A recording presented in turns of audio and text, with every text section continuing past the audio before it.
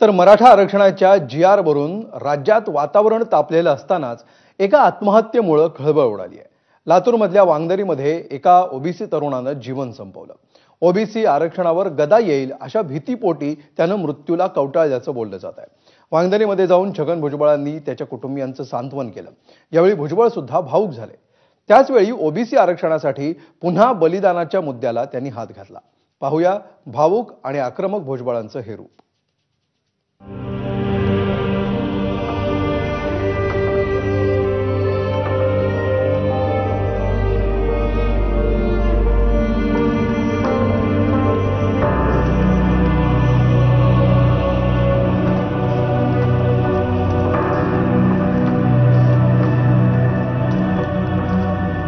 मराठा समाजाचा GR म्हणजे OBC आरक्षणावर वार अशी भावना ओबीसी समाजात वाढीस लागली।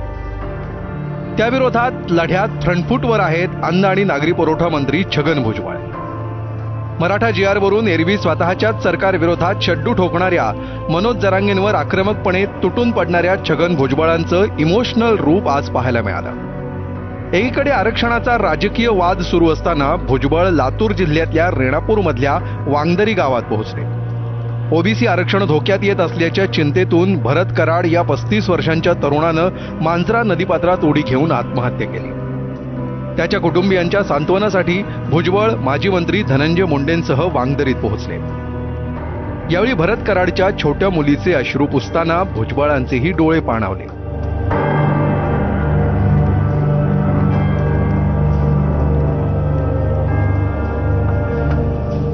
कुटुंबियांचं सांत्वन केल्यानंतर आत्महत्या करू नका असं आवाहन भुजबळ आणि मुंडेंनी केलंय।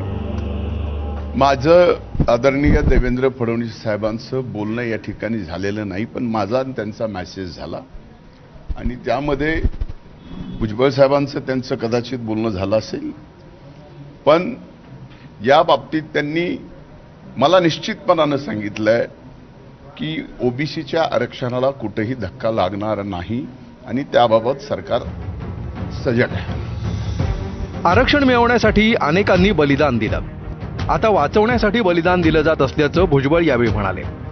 भुजबळांच्या या वक्तव्यावर मनोज जरांगे पाटील गप्प बसले असते तरच नवल। आरक्षण मिळवण्यासाठी सुद्धा अनेकांच्या जीवात बलिदान झालं, आता वाचवण्यासाठी बलिदान करण्याची पाळी आलेली आहे। ठिकठिकाणी जे आहेत मोर्चे गावागावात निघत आहेत, सगळे एकत्र येऊन जर वाटलं तर आणखीन काय करायला पाहिजे ते सगळं आम्ही करू आणि माझी खात्री आहे की हे आपल्या ओबीसी समाजाला निश्चितपणे आम्ही न्याय मिळवून देऊ अशी माझी 100% खात्री आहे। पण तुम्ही धीर सोडू नका। आपलं क्षेत्र गेलं ना तर आपल्या लेकरा बाळांना मागं कोणी बघत नाही, ते आम्ही बघून येत, आम्ही ते भोगतोय। हे नेत्यांचं काय असतं, हे कसं पण भडकी देत आणि काही घडून आणतात आणि त्याच्यावर राजकारण करते। एकदा येते भेटून जातात, पाठवण्यात फिरते, पुन्हा हे लोक दिसत नाहीत। आपलं कुटुंब उड्यावरती पडतं, राजकीय नेते त्याचं लगेच राजकारण करायला सुरुवात करते। दुःख हे कुटुंबाला झालेलं असतं, फक्त बाकीचं त्याचे प्युअर राजकारण करते त्याच्यावरती। ओबीसी आरक्षणासाठी मृत्यूला कवटाळणारा भरत कराड अवघ्या 35 वर्षांचा होता। ओबीसी आंदोलनात त्याचा सक्रिय सहभाग होता। 3 मुली, 1 मुलगा, आई, पत्नी आणि 2 भाऊ असं त्याचा परिवार आहे। त्याच्या मालकीची फक्त 10 गुंठ्यांची जमीन होती। कधी बदली ड्रायव्हर तर कधी मोलमजुरीचं काम तो करायचा। ओबीसी आरक्षणाचा इतिहासच मोठ्या संघर्षाचा आहे। मंडल आयोगाच्या अंमलबजावणी विरोधात 1990 मध्ये आंदोलन पेटलं होतं। मंडल आयोगाविरोधात 1990 मध्ये आत्मदहनाचं सत्र सुरू झालं। 14 सप्टेंबर 1990 रोजी आत्मदहनामुळे सुरिंदर सिंग चौहान या विद्यार्थ्याचा पहिला बळी गेला। या आंदोलनात एकूण 62 विद्यार्थ्यांचा बळी गेला। मराठा आरक्षणाच्या मुद्द्यामुळे पुन्हा एकदा ओबीसी समाज अस्वस्थ झालाय।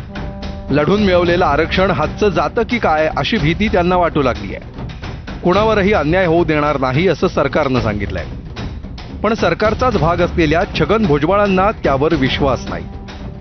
मराठा आणि ओबीसी समाजाला विश्वास बसेल असा तोडगा सरकारकडे आहे का, की दोन्ही समाज धुमसतच राहणार हा प्रश्न आहे। ब्युरो रिपोर्ट, ABP माझा।